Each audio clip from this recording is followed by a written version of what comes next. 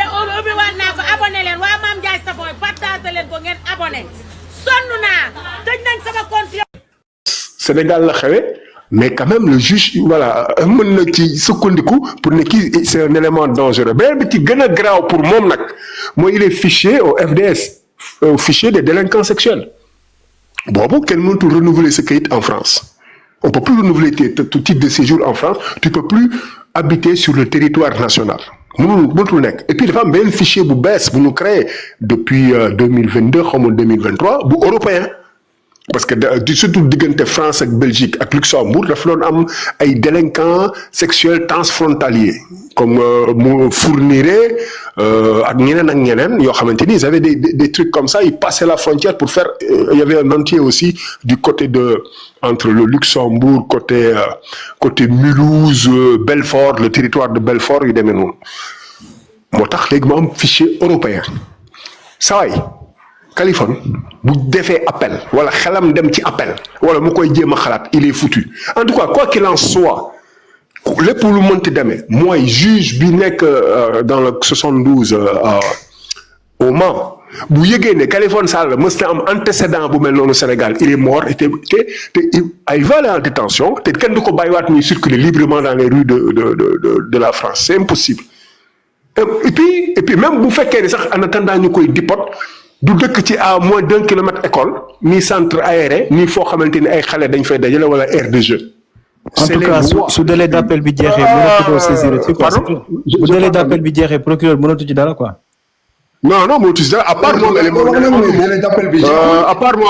à part moom un élément nouveau par exemple benn xale bu dëkkoon fu mu sa dëkk ñëw jiñ ko dara wala à part un élément nouveau ça veut dire c'est mais vendredi la woon vendredi tey la kan tey ça veut dire commencé délai d'appel bi commencé gul sax. c'est 10 jours commencé gul. c'est à partir de le jour qu'on l'a condamné. Pardon? À partir de le jour qu'on l'a condamné, le délai d'appel. Il faut compter le lendemain. En fait, 24 heures après, il faut compter 10 jours ouvrables. Samedi ak dimanche nga ko ciy génne. Samedi ak dimanche bokkuñu ci gars yi. loolu kay bokku ci. Voilà, ça veut dire que vendredi bii di ñëw ak benn bi ci topp. Le procureur il peut faire un appel à tout moment. À tout moment bu amee un élément nouveau wala information bu mu amul woon pour au moins le garder sous séquestre li ñuy wax sous séquestre. moom la ñuy bu ñu la dindilee bracelet bi on te met sous séquestre mën nañ la defal parce que respecté woo say heure de rentrée say heure de sortie on te met sous séquestre en attendant que le juge d'application des peines décide parce que dossier bi yeggagul ci juge d'application des peines tant que 10 jours d'appel yi passé wul dossier bi mi ngi tribunal ba tey. mais grand attends bu fekkoon ne woon demoo ci juge de l'exécution des peines pourquoi moom mooy joxe bracelet bi parce que àttekat yi. mais non c'est le juge de la détention et des libertés qui s'occupe de ça. non juge de la détention c'est le juge de la détention et des libertés. Ça va dama expliquer. je sais pas comment dire. le juge de la détention et des libertés. déglu ma expliquer. non xaaral dama expliquer parce que toi en fait tu ne sais pas beaucoup de choses. il y a deux choses. Il y a pas de souci mais dama lay expliquer. Kaliphone bañ ko jàppee. moom jaarul directement ci procureur. le juge de la détention et des libertés moo koy bàyyi. waa léegi grand dama la koy expliquer benn affaire yow déjà.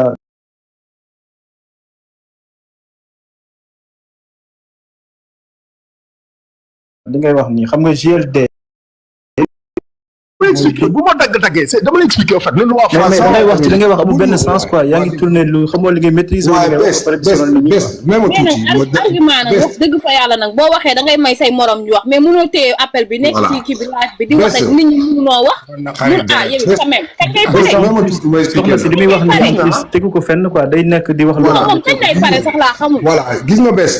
le première chose quand il quitte en garde à vue en fait. bu jugee garde à vue 24 heures wala 48 heures day jaar automatiquement ci succession de procureur bi en bas du tribunal ñu am benn bureau bu fa nekk yaa ngi comprendre dëgg la way foofu lay jaaree succession du procureur laaj ko est-ce que dañ la bëgg ñu juger la tout de suite wala ñu def le comparution ñu juger ñu rapporter ton jugement mooy effectivement comparution immédiate ou bien tu prépares ta défense moom su laajee ne comparution immédiate succession du procureur bi day jël dossier bi yóbbul ko procureur jox ko mu ne kii dafa bëgg ñu juger ko léegi mu xam luñ koy toppee.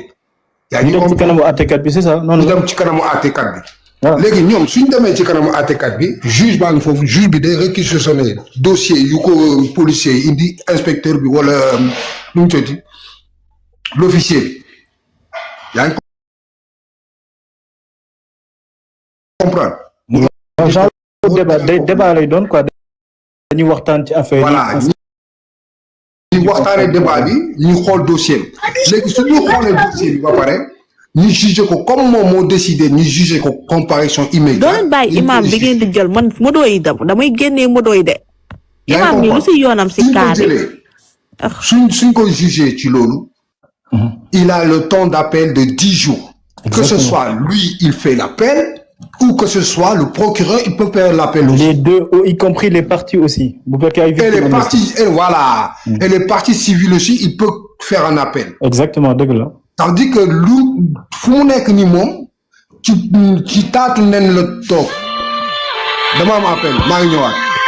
waaye léegi foofu dama fa amoon question The Best ak Max foofu dama fa amoon question. Sachant que ni procureur moom mën na def appel n'est-ce pas. ok mais lan mooy tax procureur def appel est-ce que par exemple une personne tierce comme man mii nii mën naa charger dossier bi ma envoyé benn mail procureur wala contacter ko wala ay nit dajale ñu nekk yow verdict bii nii ngeen joxe ci kii bii nii. ci bi ngeen teg waa ji ñun doyuñu parce que waa ji def na ay cas similaires pour que ñu charger. bon yaa ngi comprendre léegi yaa ngi comprendre. le fait moom su fekkee ne moom décidé wul faire appel le partie civile là peut faire un appel comme le procureur aussi peut faire un appel qui se fait rejuger encore. exactement dëgg la. même pendant qu'il a le bracelet chez lui. On peut lui faire un appel le fait d'avoir un appel il peut rester chez lui avec le bracelet le temps qu'il se fait juger. Attention, le proc aussi peut demander à ce que le bracelet soit dénoncé. Soit enlevé, qu'il retourne à détention. Exactement. Voilà. Le mec aussi, ouais. Voilà, loolu mooy justice français nag. Je pense est-ce que mën naa la poser benn question. Allez-y, y a pas de souci, maa ngi déglu. Ok, vu que Kaliphone amoon na des antécédents avec Adji Thiaré, n'est-ce pas? Léegi surtout une fois Adji Thiaré dem déposer une plainte. ci kaw affaire bi mu son truc là mu dem déposer une autre plainte moom ci côté am vu que fële defoon na plainte mais amul gain de cause en plus Adji Thiaré mu ngi ci France la nekk comme Kaliphone c'est toute une fois moom mu dem déposer une plainte et man dama am yaqin ne dama ci am yaqin laa wax xawma lan la mais dama sentir ne balaa dossier bi di close nii Adji Thiaré dina ko yëg te bu ko yëgee dina profiter ci l'occasion bi dem déposer plainte parce qu'elle n'en avait pas gain de cause là-bas au Sénégal.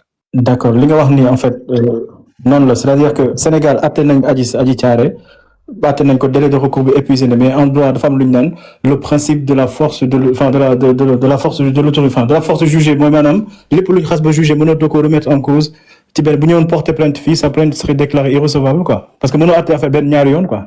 ok. yow loolu demee. loolu laa bëggoon.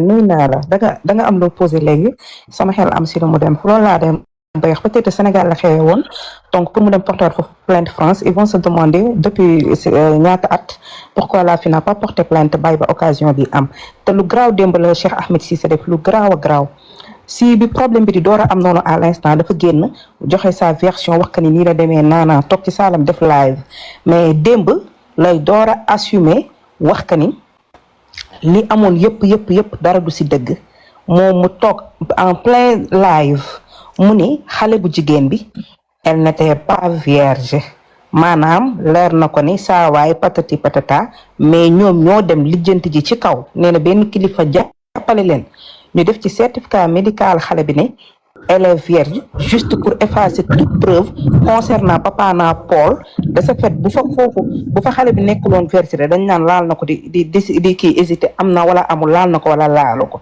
mais moo toog en flagrant délit mu wax que ne ñoom ñoo lijjanti ay papier naxasaale wax ne xale bi daa vierge parce que une fois ñoo xale bi dafa vierge rek donc dañ naan laalu ko alors que xale bi elle n'était pas vierge donc loolu moo ko wax en plein live démb ñëpp di ko dégg affaire bu graaw nag affaire boo xamante ni mar day taali à tout moment Papa Paul bu duggaatoon Sénégal loolu day teguwaat ci kawam parce que moom moo assumé mu ne Fatoumata Ndiaye Fouta Tampi am na ci lu leer ndax moom ak ndaw si ñoom ñoo dem benn kilifa gu mag xam naa Papa doodoo lay wax te mu ne France ndax moom la joxe initial noonu mu ne moo leen jàppale ñu dem ci médecin bu mag a mag mu defa certificat médical ne non xale bi dafa vierge kenn laalu ko. baal ma tuuti ma leeral wàccaat foofu baal leen ma tuuti rek maa ngi leen di nuyu voilà ñëw na ñu ngi lay fay man bu ma kenn waxal am naa la am na ngeen def mi ngi lay fay madame du démb laa yàgg a wax loolu laa mos a wax loolu xëy na danga dul déglu te commentaire yi mët neen seede yàgg naa koo wax suma logique depuis A ba Z amul benn vidéo bu nit mus a génnee fu ma waxee ne Kaliphone dafa violé Adji Thiaré amul musul am attouchement moo am ak tentation pour tëddee ko xale bi bañ mu dóor ko ma dem atte ñu dem gendarmerie lii laa mës a wax ma teg ci ne medical test bi luñ lañ am na ca ndax xale bi mësul vierge am na di passé xam naa ko bu baax mu nekk Paris nekk ci boppam mais dañoo tappale ne vierge la pour cas bi yomb ci Kali ma ne ka ko def nag Fouta Ndiaye Tampi xam na ko ka ko def génn na réew ma mu ngi Paris neewuma man ci laa bokk te su ma ci bokkoon dama naan ci laa bokk rusuma ko ragaluma ko man assumé moom maa ci toog ni nga déggee waxewuma noonu te du démb laa ko door a wax ñi may seetaan yàgg nañoo xam ne lii laa mës di wax te loolooy dëgg ndax nit soo ko bañee waxal ko dëgg ndax bu la yàlla di àtteeg moom doo loru man duma bañ nit sosal la lii laa waxoon nii laa ko waxee boo amul question ma wàccaat.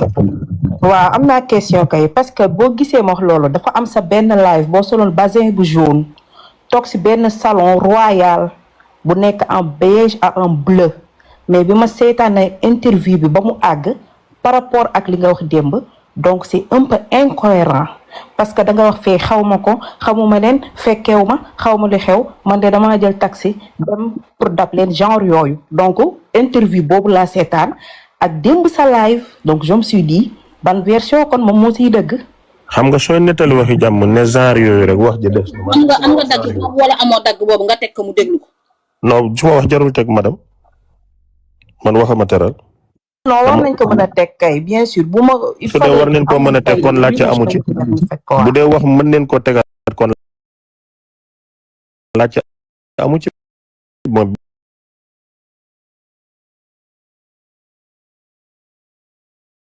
bu nit ki nday bi léegi bu teewee du nga ne du teew ñu nataal di yow boo seetaanee dagg-dagg du man loolu du dagg-dagg maa ko wax damay naan suma kër lañu xamante la fa xew balaa may ñëw xaw ma ko li ma fekkee mooy lii laa mës di wax lii laa wax tribunal su ma wax ji du waxi internet de damaa jàkkaarloog procureur ak juge ma wax ñu bind ñu denc ko ci justice Sénégal dafay nekk ba abadan waxuma waxi mbedd aw ma ñaari wax suma kër bi ñuy xamante ñoom ñaar waxuñ ma ne jëlante ne numéro ba ànd kon xaw ma lu xew bi coow amee laa ko door a xam bi ma yeggee lii laa fekk man leen maa ngi fekk mu ngi poñe Kaliphone maa jël loxo Adji Thiaré teggi di arrangé li ma waxoon démb ba tey changé wul yow su dee yaa ma mën a seetaan démb nga toog fii ne man maa ne ñun ñoo ko dem lijjanti te déggoo te askan wi xam ne waxuma loolu kon soo déggee leneen dama lay comprendre. non yéen yow yaa wax yow bi taxaw témoin kañ ni da ngeen lijjanti papier wax ka ne xale waaw moom laa leen ne da nga juum nag madame adduna yëpp a ngi koy seede da nga juum nit matul da nga juum nangul ne da nga juum waxuma loolu démb adduna yëpp a ngi may seetaan. juumuma parce que yow boo nangoo ok bu dee juumuloo kon mënuma ci dara. waaye yéen ñi doon seet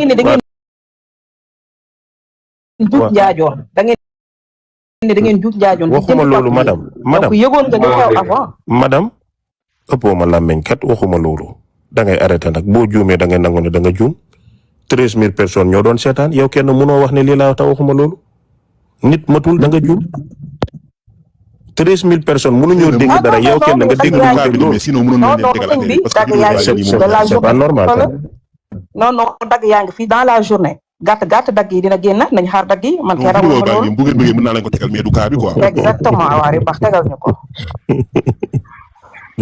man li ma bëgg a wax ci loolu ginnaaw bi ma leen di yooyu. avocat may ñu Rimbax tegal dagg bi ñu xool Rimbax tegal dagg bi ñu xool li am waaw tegal ñu xool tungu ne moom du teew ñuy nataal ndax Cheikh baa ngi nii toog Cheikh bi ziar naa la man la Mina Saliou ci loo ne. xam naa la bu baax a baax maa ngi leen nangu. yaa ngi ci jàmm alhamdulilah ñoo compte bi nga dul xam compte. te dama bàyyi TikTok dara dama rëcc ma ne la maa ngi toog nii. dara réew la de ndax yaa ngi woon ci jumbaxu live bi barki Serigne Saliou. ñetti téléphone la am live yëpp laay seetaan lu ne laay xam lu ma bëggut a wax nag du ma ci wax mais damay wax ma ne. kayit bi génnee tribunal yi France bi lema ak li ak barke yàlla defal ñu ko ñun ñëpp may indi ay tuuti leeral ci suma image bi wër ci réseaux sociaux yi muy problème bu concerné Kaliphone Sall ak jigéen ji tudd Adja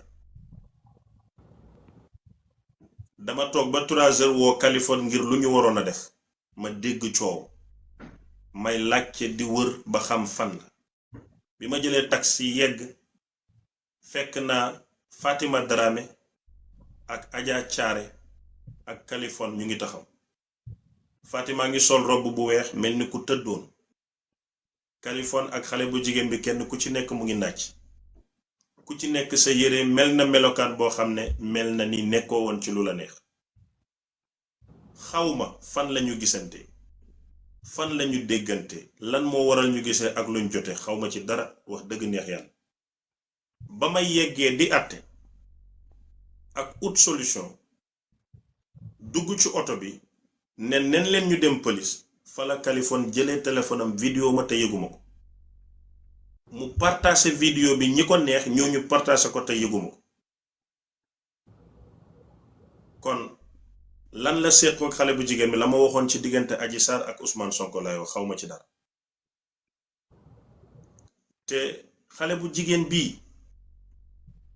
suma bàjjan suma rakki baay bu ñuy wax bàjjan moo doon moom la Alaaji Moustapha Dramé doon denc Alaaji Moustapha Dramé am ci doom ñu tudd Baye Dramé ak Fatima Dramé moo jur xale bi suma jarbaat ak xan la ci mbokk Kaliphone di suma àndandoor kon man la ma fa yóbboon muy àtte lu rek laa fa mën a def waaye nag gëmuma problème xew ma farak Kaliphone ne mooy suma xarit mooy suma àndandoor ba ne moo nekk ci dëgg ki nekk ci dëgg ñoom ñaara ko xam ak yàlla man xaw ma ko gëw ma it ne mbokk feeñ ma ne Adja suma jarbaat la ma dem féetewoo moom ne Kaliphone a tooñ gëw ma loolu ay mag leen conscient neen ba ñuy déggante Kaliphone ci ma kër la ma bàyyi tàgguwut ma ndax ameluma ko obligation laajuma ko fu mu jëm ndax waruma xale bu jigéen bi ba muy uyu ji Kaliphone di ko jox numéro xaw ma ndax man sa awma numéro te suma kër lañu xamante loolu ñoom la engagé la fa xew ñoom la engagé man suma yoon nekkul ci àtte moo ma yóbbu woon li nga xam ne nag Adja def na ma ko muy dóor ma man baal naa ko ci xol bu sedd ndax suma jarbaat li Kaliphone génnee suma image tasaare ko ci àddina baal naa ko ci xol bu sedd ndax suma xarit la kon man li may wax mooy na yoon def liggéeyam ki am dëgg nga moom ko kiñ tooñ ñu xam ne moom moo tooñ mu jàkkarloo conséquence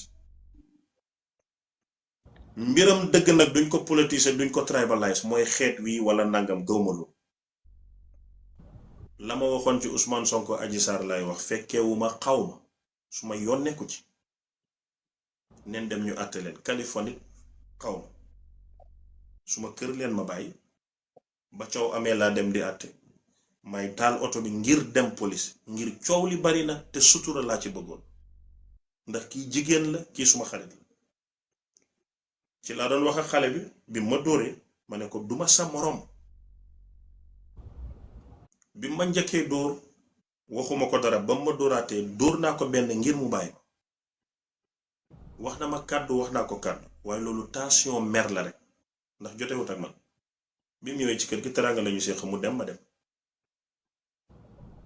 xaw ma ko xamuma yow mi pile may ma yaa may dégg xaara Rimba xaara mbe baal ma tuuti vidéo audio bii sax du moom ngeen soxla maanaam bii non xaara baal ma tuuti madame audio bii mu ngi ci bi ma Kaliphone vidéo yónnee ko Mati Toura Pom muy circuler ci réseaux sociaux yi bi ça n'a rien à voir mais wax bi gudd mu gàtt miss yow yaa tax ma yéeg yow laay leeralal maa ngi wàccaat ci suuf di xaar vidéo audio boo génnee bu ma waxee lu contradict wax joo xam ne yow démb nga ko dégg su ma la nga ne démb moo ko wax nit ñi seetaan di commentaire mën nañoo sedd ne lii lu ma yàgg wax la du tey sax wax ji musul changé parce que xale bu jigéen bi muy taxaw yaayam moo doon wax ne den ko violé xale bi bañ suma kanam la lii wax naa ko tribunal di wax bii ma wax nii ci maa ko wax procureur di ma ne ko yaayam moo wax lii attouchement moo am te ci télé yëpp dama mës a wax ne man gëmuma ne viol am na ndax gisuma ko lii laa mës di wax ji du tey parce que nag maa ko dund man maa fekkee lii lëlee fekkeewu ma li ma mës ta fekkee mësuma cee fekkee.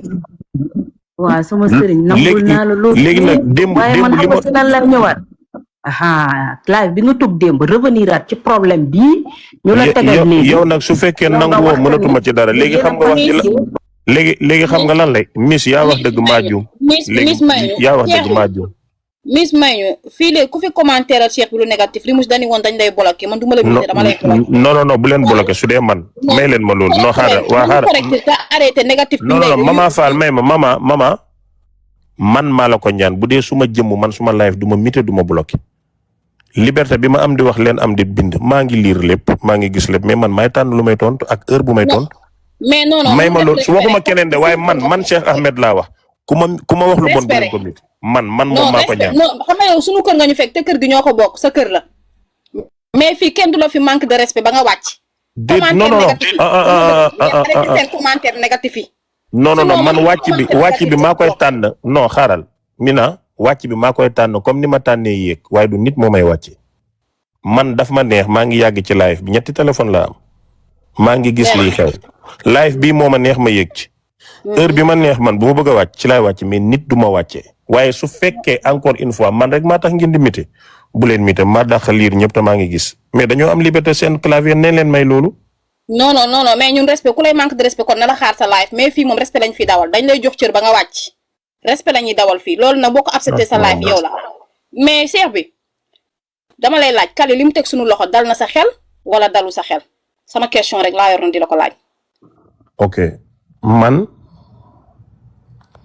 dama gëm ne xam nga situation bu ñëw ak nit ki xalaat ba muy am na ñu waxoon fii ne maître Clédor Ly moo ko porté plainte ñëw na France dëbb ko ba mu mokk man dama gëmoon ne bad buzz la dama gëm ne ay pexe la te ba tey bi ko tribunal génnee ak journal coppati naa ci la ma ca gëm ak la ma ci arrangé ma des ko waaye ba tey njaw des naw xambin bu ko olof waxee mooy dëgg gi des naa leer ba tey mais ak temps lépp dina leer waaye nag yan dëgg moo leer pour l'instant mooy problème am na problème bi ak jigéen la police am na yoon am na condamnation am na mais ba tey Kali leeralalul journal yañ ko gisee binduñu ay tur am na yu des tribunal ba bind na ay tur am na lu mu desal mais fu condamnation am rek délit am na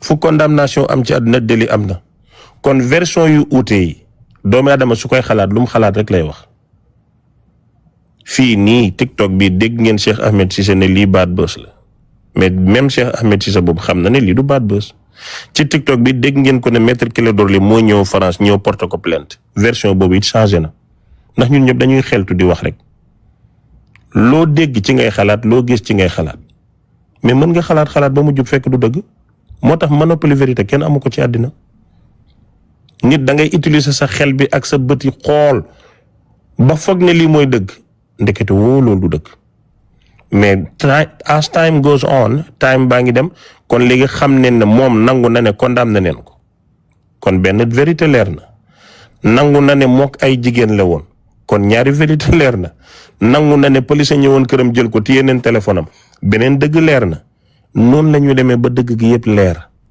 ndax àddina muy man Cheikh Ahmed Cissé ak suma morom ku suturaalu nit yàlla du la suturaal waxoon naa ko ci suma bopp ma rappelé leen dama leen ne lii laa ci gëm lu ci des nag ba tey fi ma taxaw nii su ma bëggee tontu sa laaj bi Mina Saliou dama naan dëgg gi génn na waaye ba tey am na lu des parce que dafa am lu leerul. feeñagul.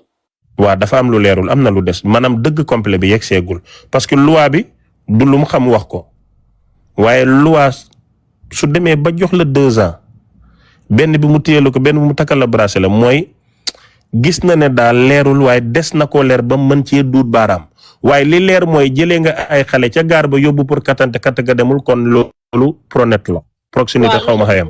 man si laa la bëggoon a laaj nag question boobu yaa ngi soog a ñëw dama doon bëgg bàyyi ba nga daaneel ma laaj la Kali bu amul woon ak geli ak contact lan lay wuti ca gaar ba di récupérer ñetti personnes te xam nga ni yow këru Europe bi ni muy demee koo autorisé wul ubbil ko mu dugg sa kër du dëgg loolu aussi bëgg naa nga wax ci loolu. non loolu dafa leer xam nga tey maa ngi la gis yow nga ne yàlla ma pes man kay yàlla damaa xët ba ma jékki mais ku ne ak sa xët léegi xam nga tey problème bi mooy dafa am lu logiqueul Mina te xel rek da koy àtte moom bi mu demee tribunal bu ñu ko doon luy sa liggéey mu ne TikTok donc liggéeykati TikTok bu wàcc ci gaar bi looy doyee jigéen ba ak lu muy def sa kër.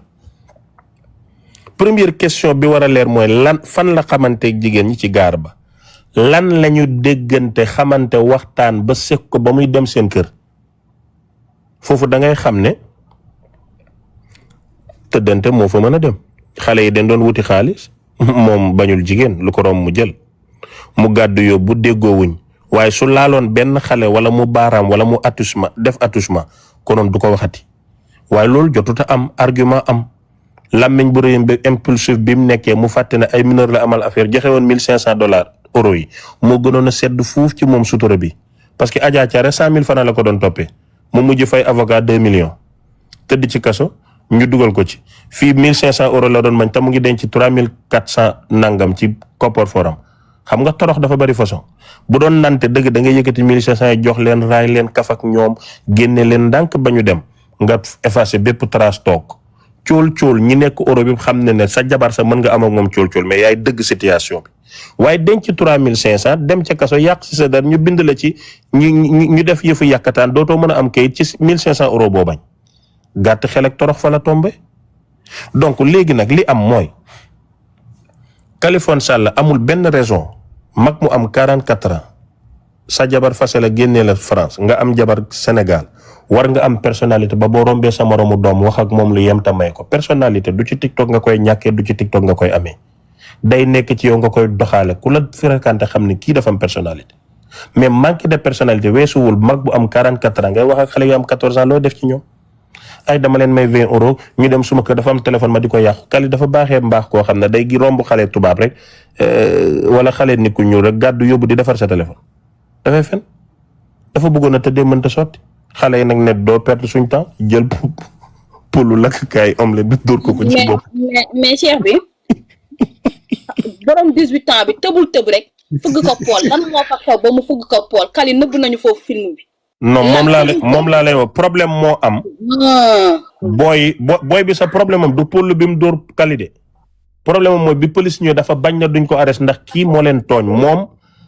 indiscipline bi mu wan police yi te mu am âge bi ci leen ko kii waaye moom bi mu ko dóoree pôle bi loolu du problème parce que police fekkeewul loolu booy daf leen jaay réew booy sakaase ko wan ko na ko loolu mënul nekk dañuy jox xaalis sinon ñu déconné te booy bi ko dóor kii bi pôle lakkukaayu nen bi neni mamaru gi booy boobu bul fàtte ne ñi koy jàngal den koy bàyyi xel ça veut dire que am na lëj-lëj bu nekk ci moom am na lu mu def wala am na lu mu mel te kooku ci boppam yàgg na message ay nit di leen nax comme ne wax ak yow nii na maa ngi ñëw nga yónnee ko xaalis dootoo ko gisati moo tax ñu koy bàyyi xel di ko yar educational provisions moom ca la nekk moom xale bu jigéen boobu am 18 ans léegi nag ñaari mineurs yi lan leen doon def kër Kaliphone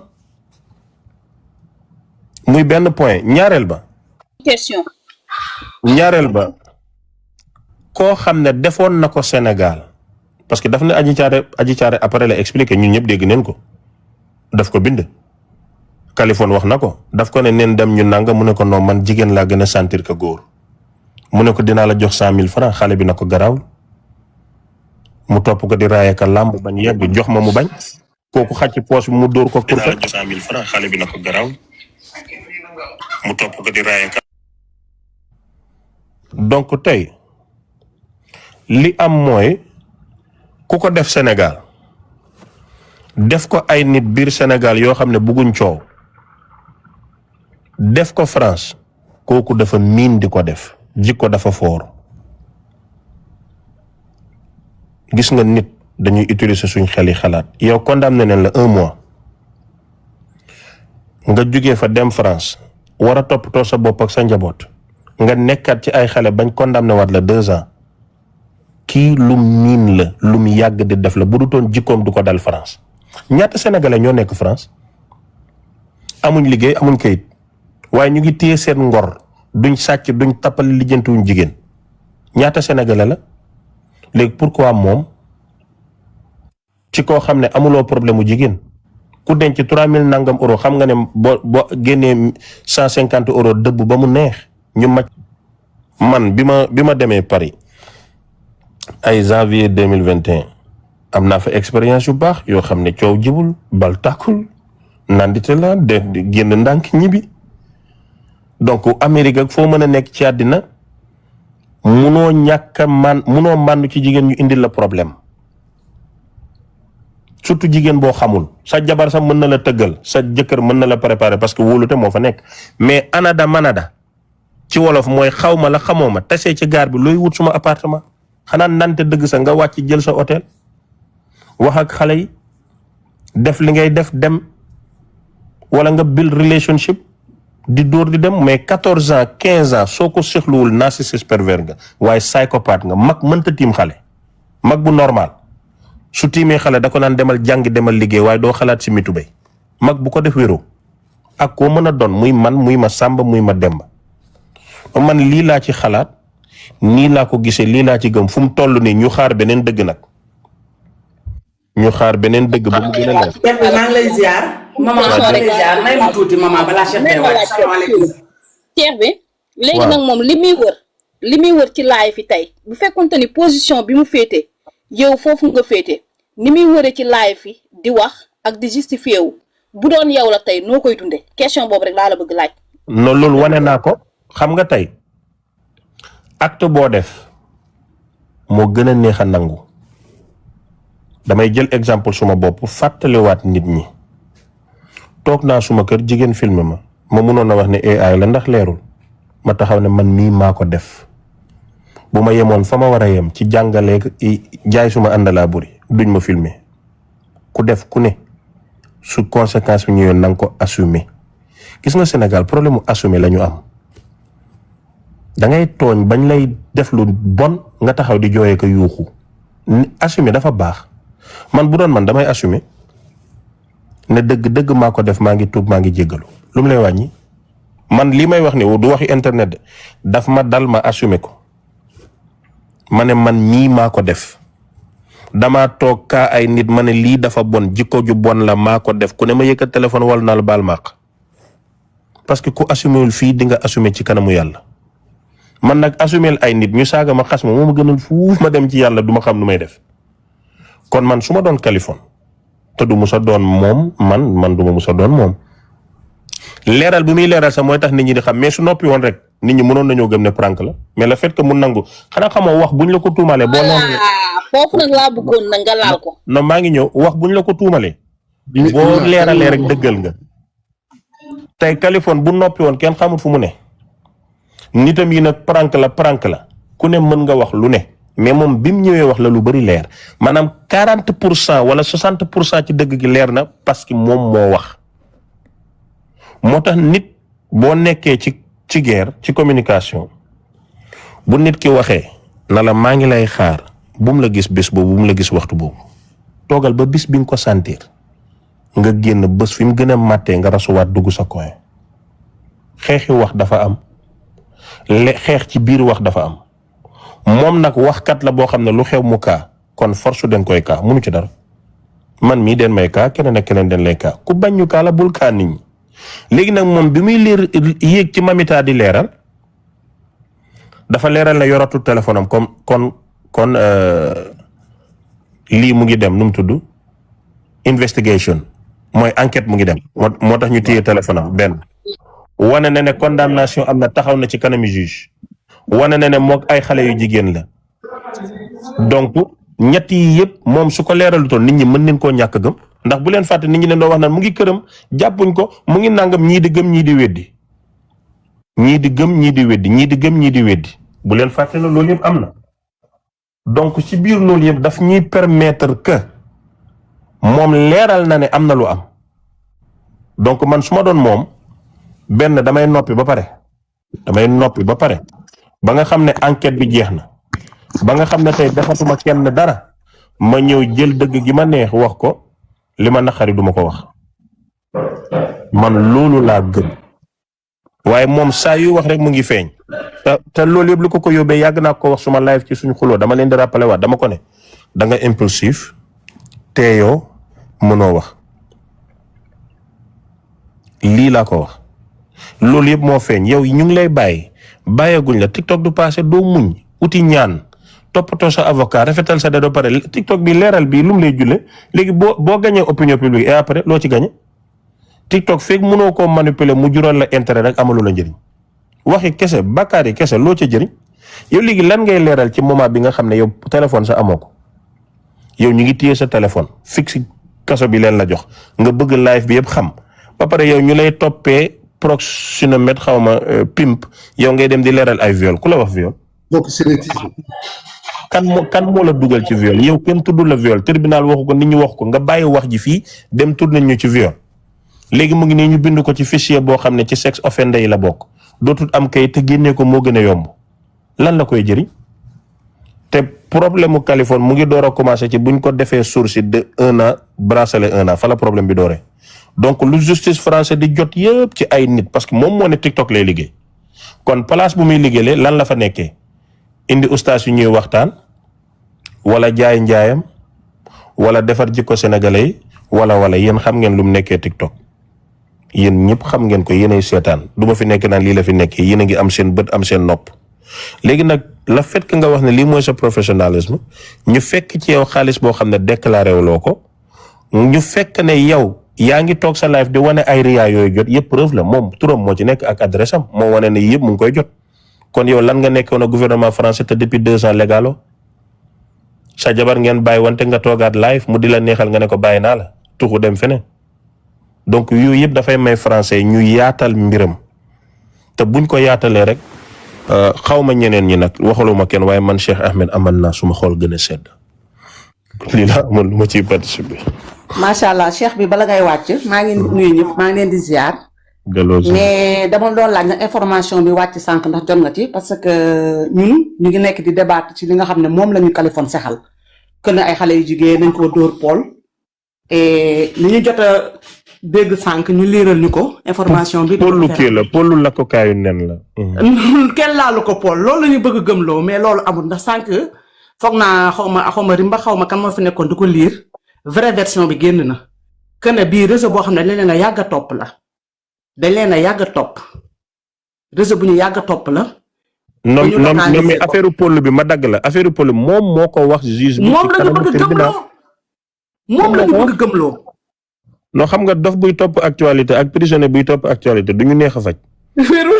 moom day déglu ba pare. mais version bi bëggoon naa bu fi Rimis nekkee mu liiraatal la ko nga xam ne affaire yi gën na sérieux affaire yi dafa gën a sérieux li muy wax ni yëpp dara amu ci. ma wax la dara madame.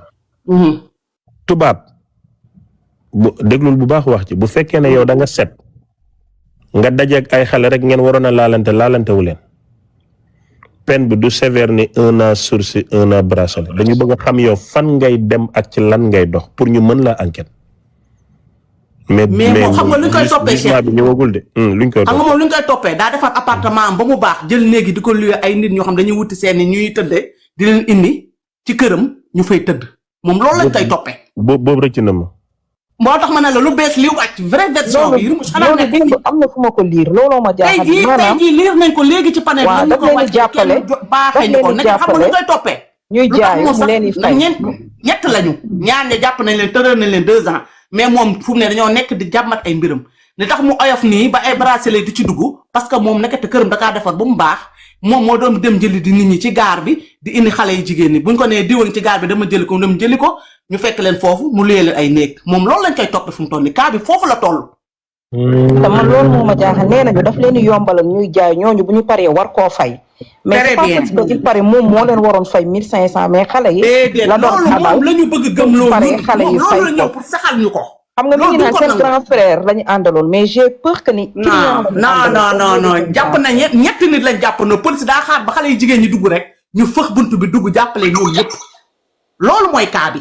Rimus ana nga na génne li affaire doon lire léegi nii maanaam courtier taat salaam nañu dégloonte ñu wax ko benn par benn rek ñu dégloonte ndax Cheikh bi mën ci décortiquer lu jaar yoon ñu xam ñu mu Cheikh bi dafa nekk en pause maman bu leen tëj sama micro bi Cheikh dafa nekk en pause bu leen non maa ngi nii dama doon lire benn message. xoolal kii baa ngi nii xoolal Cheikh bi li rimush taf bii mooy bu bees non laajte Cheikh bi Serigne Nadité maa ngi lay nuyu tutural ma bu dee français du ma dem. rimbax papax su fekkee di nga ko mën a lire rimbax ok ñu ne wax ni tout commence par une veille numérique des policiers de la sûreté urbaine du Mans maanaam mbir mi ngi commencé ci wàllum veille numérique maanaam policiers yi nga xam ne ñoo nekk Mans ñoo doon surveiller li nga xam ne mooy lépp li am ci seeni portable ñoom ñooñu ils repèrent sur des sites spécialisés type Viva Street ou Sex Model maanaam ay site internet la yoo xam ne wala boog ay canal la yoo xam ne ay canal yoo xam ne wala ba mànnum taat lañ fay dugal daal des annonces très actives localisées dans un quartier proche de la gare du Mans donc maanaam ay site internet la yoo xam ne dañ fay dugal ay annonces par exemple ñi xam Bon Coin wala boog ay paris vendus wala boog bu fekkee ni Sénégal am na ay site internet yoo xam ne mën nañ ko fa dugal ay annonces bu fekkee dafay am ay looy jaay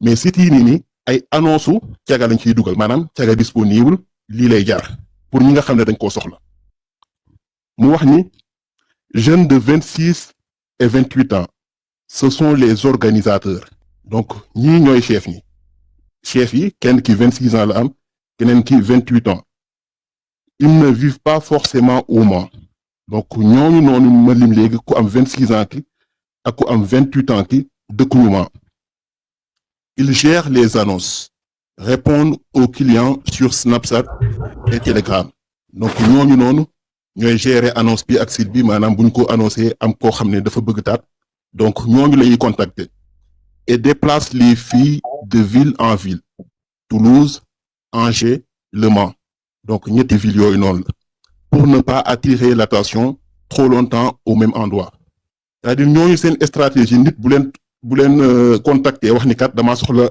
ab caga ñoom ñooy lijjanti fu ñuy yóbbu nit ki parfois Toulouse lañ koy yóbbu parfois Angers parfois Le Mans pour pas que police xam par exemple chaque jour fal lay nekk donc loolu yëpp pour brouiller piste bi la ñu continuer l'homme de 44 ans mooy Papa Ana 44 ans mooy Kaliphone Sall en question c'est le pivot local donc Kaliphone moom moo nekk ku leen représenter au Mans c'est-à-dire Le Mans ville bu Kaliphone nekk Kaliphone moo leen fa représenter boo demee Angers am na ku leen fa représenter boo demee Toulouse am na ku leen fa représenter donc il habite Le Mans et c'est lui qui fournit la logistique donc lépp lu jëm ci organisation wu ñaar ñi nga xam ne ñoo war a tëddante Kaliphone Sall moom moo koy lijjanti au Mans il loue et met à disposition l'appartement souvent des meublés de courte durée et s'occupe de l'intendance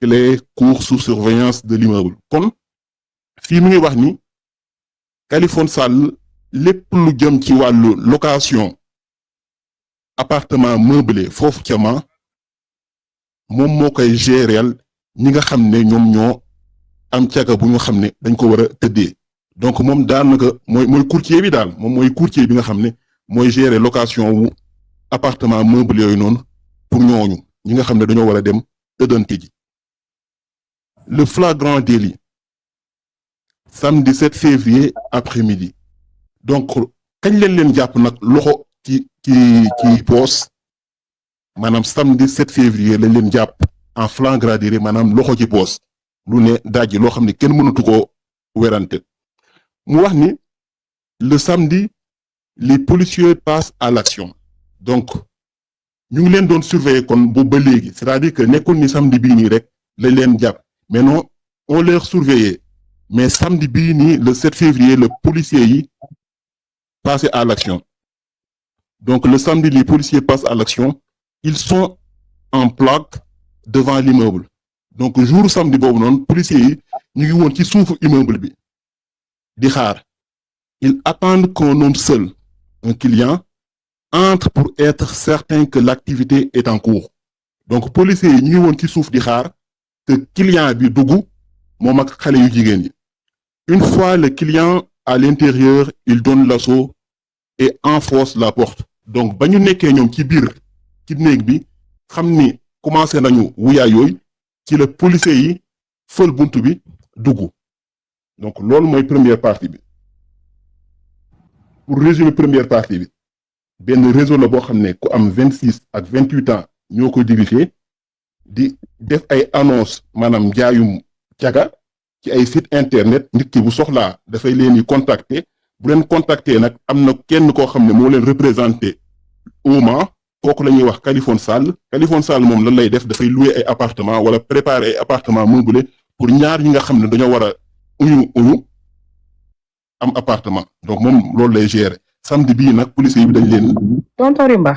waaw sànq gis nga li sëñ Nandite wax defe naa moo gën a yenu maanaam parce que Kaliphone ak lu mu xooñ ak lu mu soxla jigéen defe naa amul pour taxaw ak ay mineur di waxaaleeg ñoom un gain de pour bi.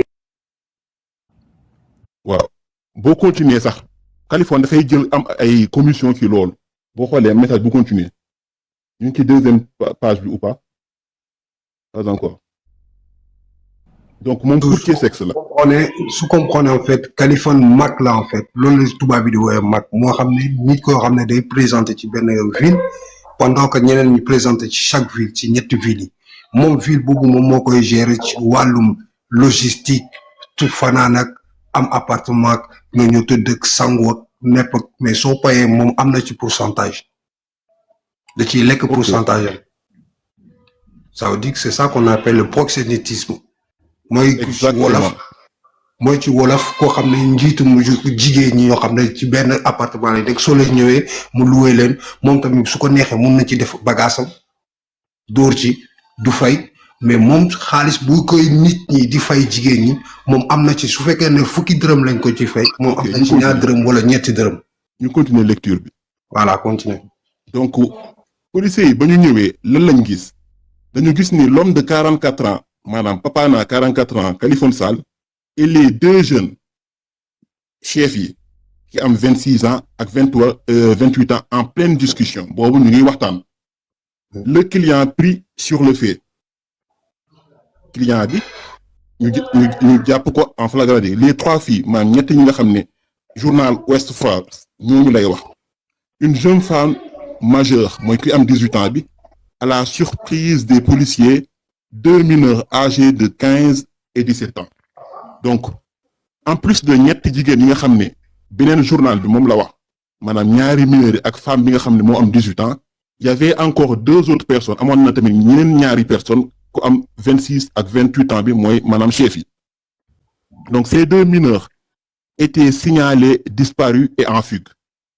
Donc, mu delluwaat ci ñi nga xam ne la ñu nekkoon sous surveillance ku mineur bi am 15 ans ak 17 ans ndakate ñu ngi doon seet ndax dañoo réeroon ñu déclaré leen ci police ni kat dañoo daw voilà dañoo dawoon parce que bu lañ nekk foyer ñu génn foyer bi ñu daw loolu mooy exactement peut-être foyer lañ nekkoon voilà donc elles sont retrouvées dans un état de grande fatigue donc dañ leen fekk ñu sonn enfermées dans cet appartement pour enchaîner les passes.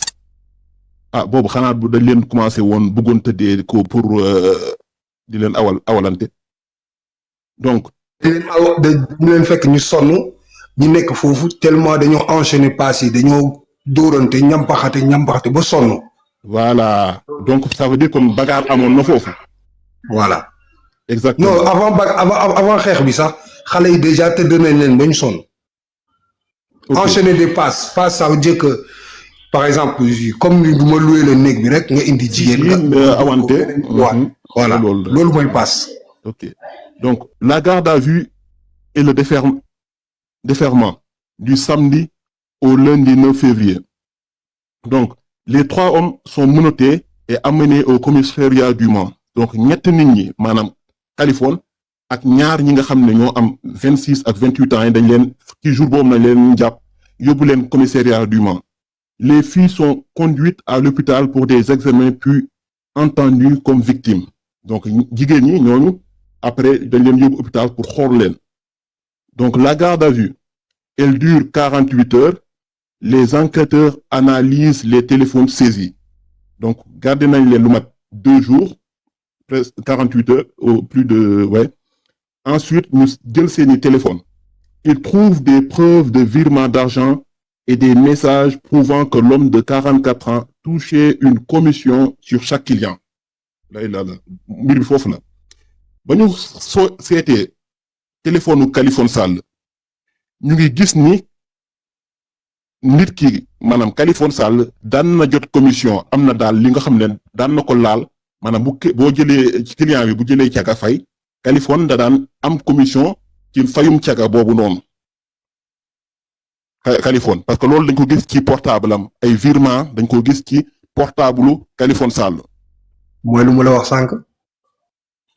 exactement mu wax ni la défense de l'homme de 44 ans il maintient une version confuse nee nañ Khaliphone daal li mu wax leerul disant qu'il hébergeait des amis et qu'il n'avait pas vérifié la carte d'identité des mineurs Khaliphone nee na da daan héberger ay xaritam maanaam da daan xarit day héberger ay nit parfois et qu'il n'avait pas vérifié la carte d'identité des mineurs maanaam te vérifié wul carte d'identité mineurs yi maanaam xamul woon ne ñii ni ay mineurs lañ Khaliphone loolu la wax nee na xamul woon ni ñii ay xale lañ amuñu majeur aguñ les deux jeunes de 26 et 28 ans eux tentent de minimiser leur rôle ñaar yi moom ñu ngi doon jéem a xool naka la ñuy minimiser seeni li nga xam ne moom lañ jëf moom mooy deuxième page bi ñu continuer donc jàpp ngeen ni Khaliphone da daan toucher commission ci caga yi nga xam ne daka daan utalaate maanaam ci mbir yooyu nga xam ne moom la doon def daal dernière page bi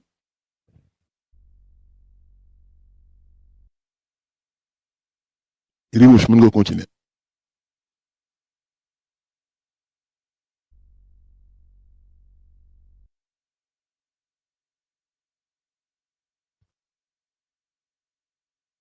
ok en attendant Rimouche di continuer donc Rimouche est-ce que sorewul téléphone am bi. ok waaw xaaral mi ngi de kii passé.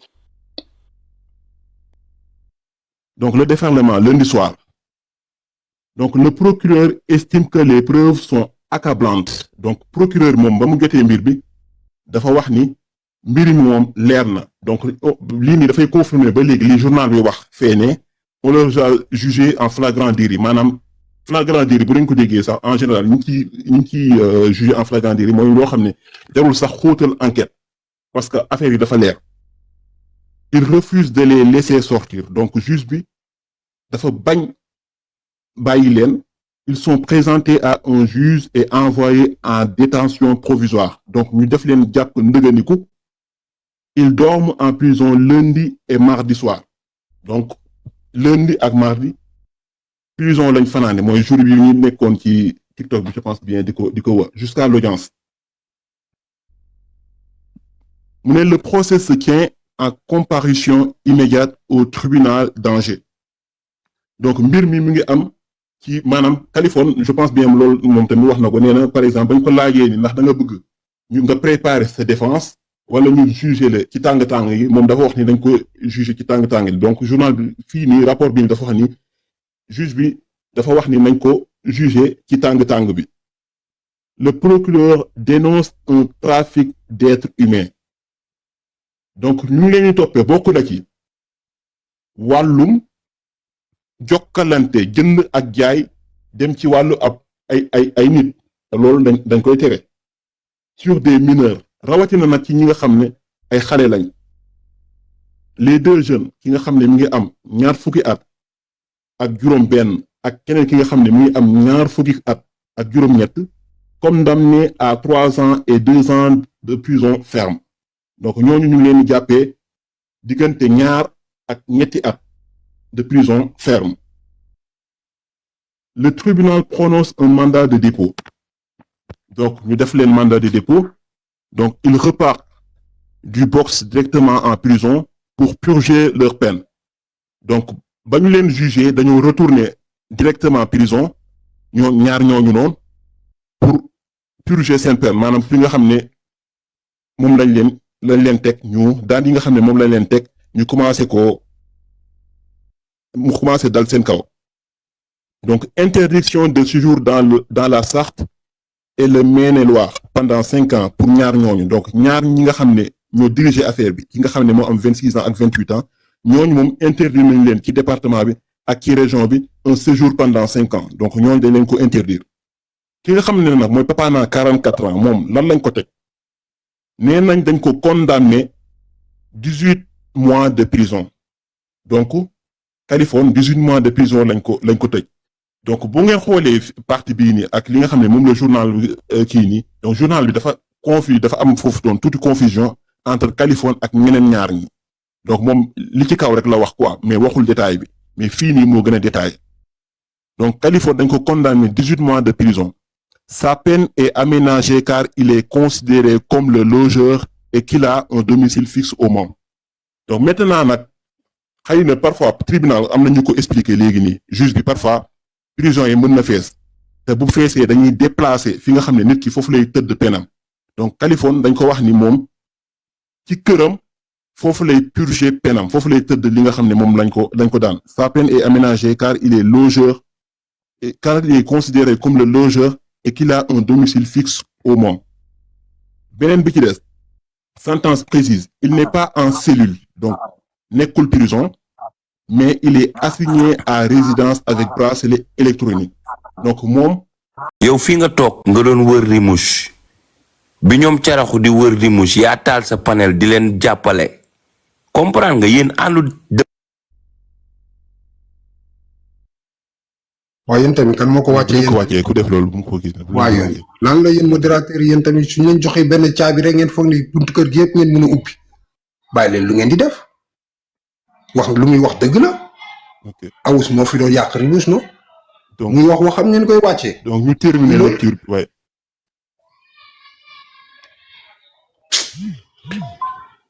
mais kan moom mooy wàccee wala yéen ay complice ngeen ah dëgg bi duñ ko wax Awus kiti fii la doon wër Rimouche ngeen yéegal ko ci live Rimouche na katt data yaayam fële na dem taal live am feni fa moom. au moins sentence bi li mu wax mooy di il n'est pas en cellule donc Californie nekkul prison mais il est assigné à résidence avec bracelet électronique résidence boobu nag bëggoon naa xam ndax këram la wala boog résidence bu particulière la quoi boo xam ne dans tous les cas moom il est sous bracelet électronique. su fekkee ne moom mu ngi ak appartement tey appartement bi mu ngi ci turam wala am ku ko héberger jël garantie héberger ko.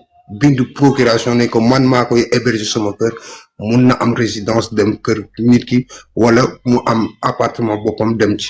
d'accord gëm naa ne Californie mu am. d'accord donc ça veut dire que il purge sa peine chez lui donc Californie mu ngi këram mais sous bracelet électronique il a l'obligation de rester chez lui waa préciser na ko kay. il a l'obligation de rester chez lui à des horaires fixes. donc dañ ko obligé mu nekk këram.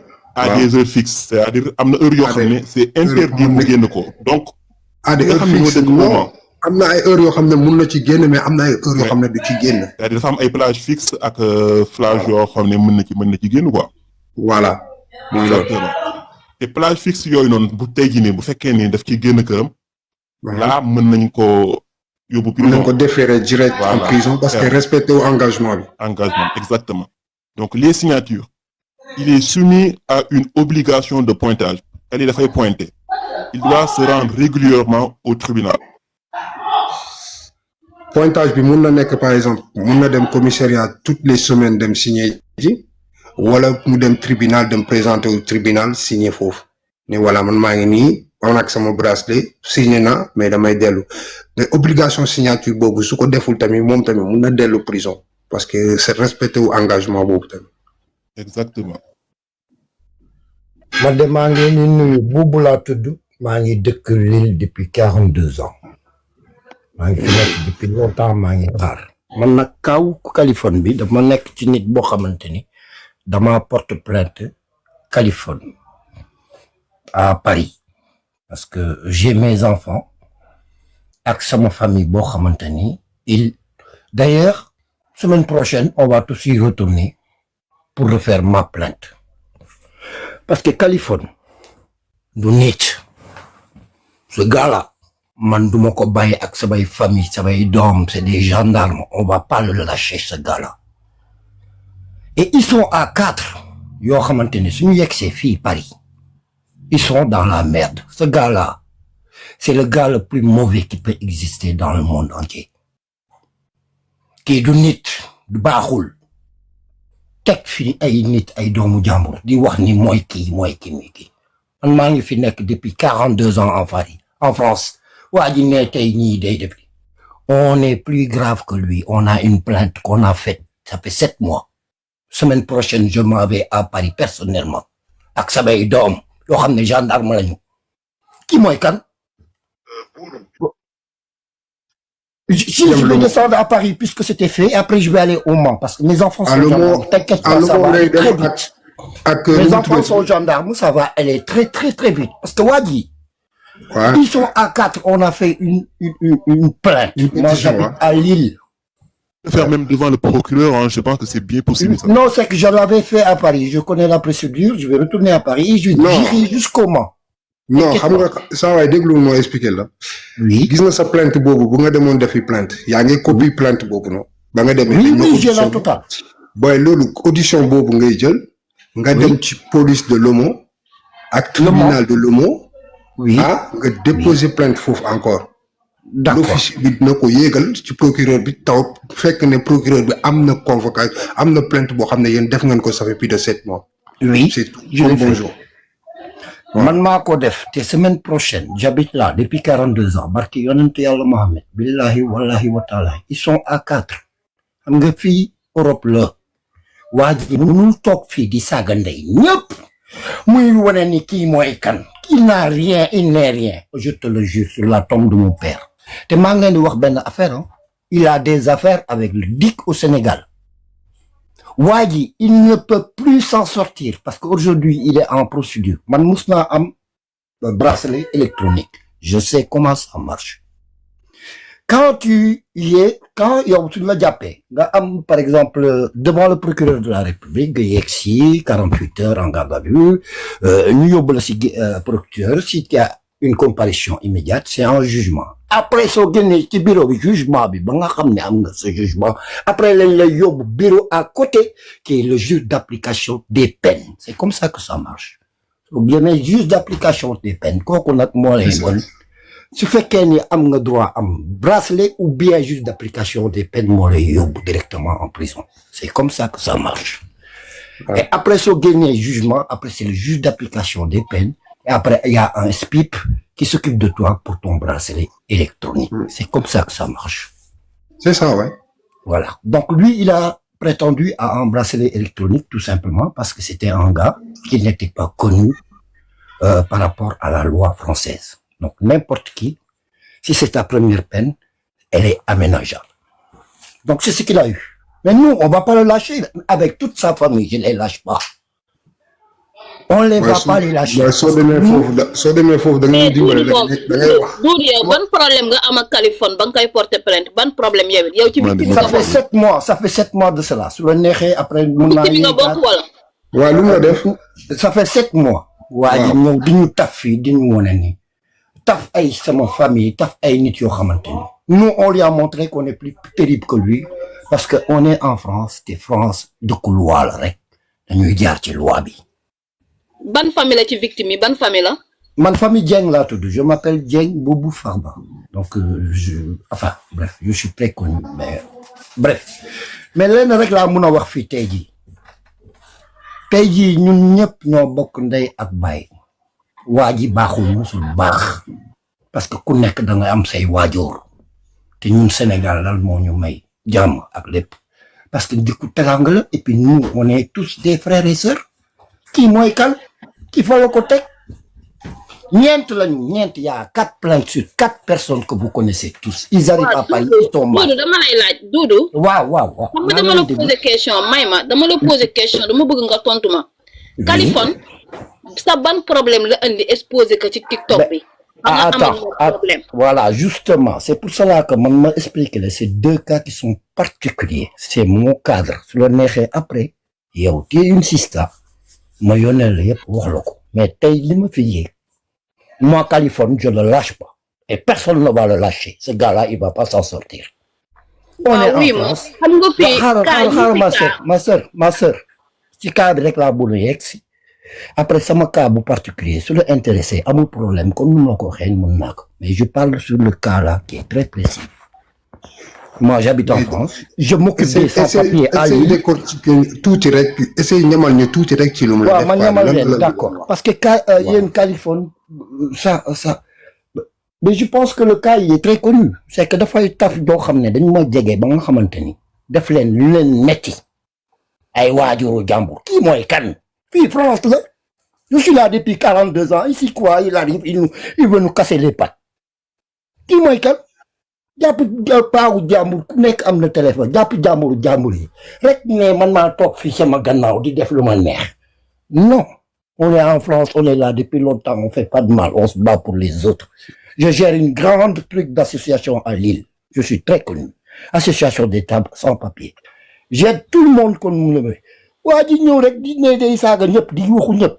mais Doudou xam nga ñun fii Californie ku mu xas ba kaa rek nekkatul kumpa si ñun dama bëgg xam ban kaa la kaawoon fii ba tax yow nga war ko porter plainte man loolu laa lay je l'ai porté plainte ça fait 7 mois. et je suis pas le seul. mais ban kaa la ndax lu xas ba ñëw ci panel yi fii viral na léegi ban kaa la ci ban kaa la kaa. waaw man ma sœur écoute-moi très bien.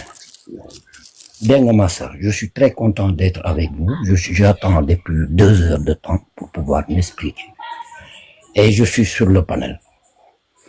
Man c'est mon cas qui est très particulier de ma famille à qui il daf leen di taf di leen saaga ndey nu ko neexee jeex na. Moi j'habite en France mes enfants sont des métis c'est des gendarmes bu jël sama doom léegi xaaral yow d'accord attends baal ma bu jël sama doom waa góor yi ñu avancé. oui c'est bon en fait yow da nga bëgg a wax Californie dafa la def diffamation en fait.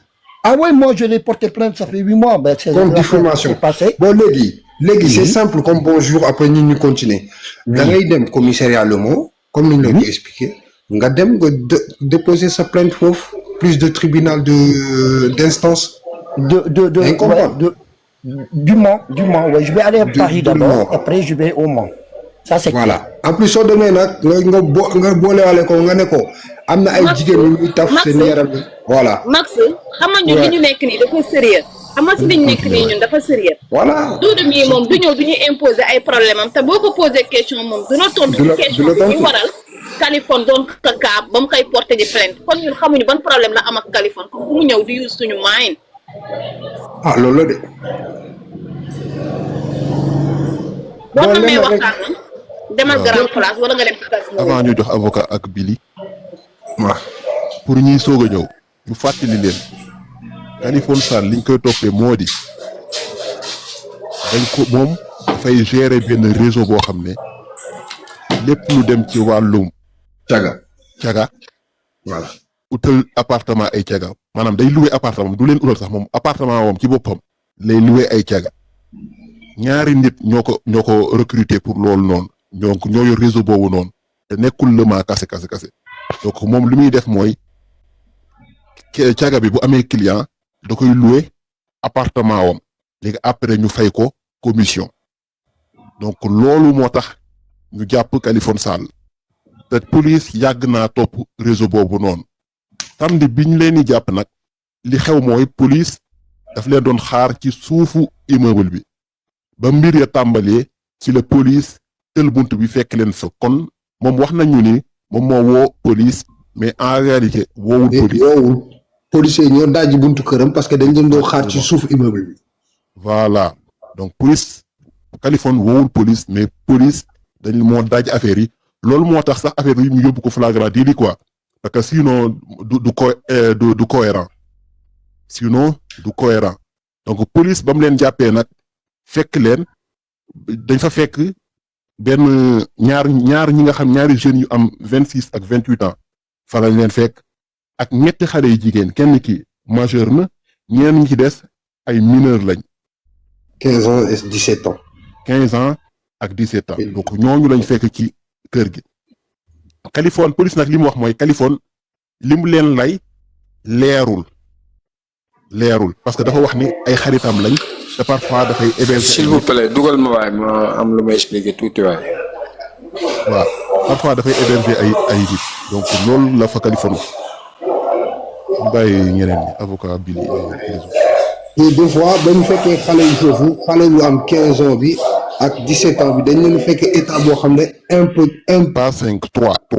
voilà ñett ñi ci ñaar ñi li ñuy wax dañ leen fekk dafa mel ni dañoo def ay passe ba dañoo mel ni ay xale yu sonn te ñaari xale yooyu dañoo daw seen foyer wala seen kër yaay jóge fa dem di liggéeyi fële mooy ci bërëbu Californie Sall mooy ci këram bu mu nekkoon bi ak micro bi ay loolu la léegi bañ jàppee ñaari xale yi yóbbu leen hôpital am na luñ ci jot a gis loo xam ne leeru leen moo taxit ñaari nit yooyu ñu am 26 ans bi ak 28 ans bi ñoom ñu yóbbu leen mandat de dépôt condamné leen 3 ans à 2 ans Californie nag 2 ans plus 1 an ferme lañ ko jox résider bracelet électronique moo ne Californie dañ ko jàpp delluwaat ko këram peut-être même këram mun nañ ko seli mu am ku ko garanti ne waaw kii su amee bracelet mun na ñëw sama kër man ma héberger ñaar yooyu rek ñoo mun a am te su ngeen xoolee ba xool Californie ci waxin bi amul sax kayit soo amul kayit naka nga mun a amee appartement sous locataire ngay mun a doon moo ne kenn da la koy luweel yow chaque weer soo encaissé xaalis da koy fay continuer di dëkk foofu loolu lañ koy toppee léegi nag mu ngi amoon bracelet en attendant peut-être fii ak 10 jours enquête bi jeexagul parce que fii ak 10 jours procureur bu mun na demander appel ñoom ñëpp ñu dellu si waat parce que leerul su procureur bi defee appel moo dee nañ su deful appel nag moo ne continuer na jàpp bracelet ñoom ñetti ñëpp ñu nekk ñaar ñu nekk prison ak moom mu nekk ci sous bracelet électronique mun nañ continuer nekk seen kër ñaar ñi nekk prison moom mu continuer nekk ci kër bu mu nekk xamuñu ban kër la mais mun na fa nekk ba pendant 1 an mais entre temps dañ ko jox délai yoo xam ne war na génn mun na génn par exemple bracelet électronique mun nga am 1h30 de promenade comme prison rek mun nga génn ci biti jël ngelaw pendant 1 heure soo paree avant 1 heure yi da ngay dellu sinon la boîtier bi su sonné benn yoon dañ la woo soo répondé wul policier ñoo jël si voilà loolu mooy penam prison kër moom prison kër lañ ko defal pendant ñaar ñooñu ñu ngi prison normal waaw ku bëgg a wax nag ku ci am lu mu ci dolli kàddu. man damaa ñëw maa ngi leen di nuyuwaat. ñu ngi lay delloo si. Rima naka moom kañ nañ fee daje. jaar naa la avocat kañ nañ déggante ko. boobu léegi maa ngi ko bëggoon wax mais dañ maa feemoon ma noppi woon déglu ci kaawu boobu yéen a ngi woon ci kaawu Adji Thiaré pour lu ñu bëri xamut ndax kaawu Adji Thiaré ñun dañ ko doon topp ndax boobu ñun ñu ngi woon ak Californie xeex bu metti ñun patriote yi entre waa Pastef yi ak moom suñu diggante Californie moom ñëpp xam nañ ko ñun dañ ko doon topp kaa boobu noonu lu bëri xam naa ko ci Adji Thiaré kaa boobu waa Sénégal ñoo def seen ay muxum li tax ma ne ñoo def seen ay muxum ba génnee ci Californie Adji Thiaré musta porter plainte Californie pour siif ba ci ay vidéom du début à la fin ku mas a seetaan Adji Thiaré musta wax ne Californie da koo siif da koo bëggoon a siif mu défendre xeex ba génn ci loolu la ko porté woon plainte biñ koy atte dañ koo atte ci kuri siif loolu moo waral Californie ñu génnee ko ci ñoom ñoo def seeni pexe moom bi mu génnee sax xam na benn vidéo bu mu defaatoon bay jooy moom ndaw si di wax ne dañ koo xeex dañ koo atte ñàkkal te dina porté waat plainte bitim réew loolu la waxoon maa xamul nag ndax def na ko ou pas mais dafa waxoon ne bu demee bitim réew dana porté waat plainte foofu noonu mais ñoom ñoo def seen ay mbir dem atte ko ci ku wax ne dañ koo siif te moom dafa porté woon plainte ci wax ne dañ koo bëggoon a siif mu défendre xeex ak ki ko bëggoon a siif ba rëcc loolu la porté plainte ñu àttee ko ci leneen dem def seen ay kii nu mu tudd test ñëw daal ne ndaw si dafa jànq la lu ne ñu wax ko ba génnee ko ca tëj ko benn 1 mois xaw ma 40 jours lañ ko tëjati woon man fàtte naa loolu lañ ko tëjati woon loolu moom lañ defoon te ki ko defoon am na ko ma dégg léegi muy wax Dora Gueye du Dora Gueye Antoine Félix Diome la Antoine Félix Diome moom moo tiire woon Kaliphone ci problème boobu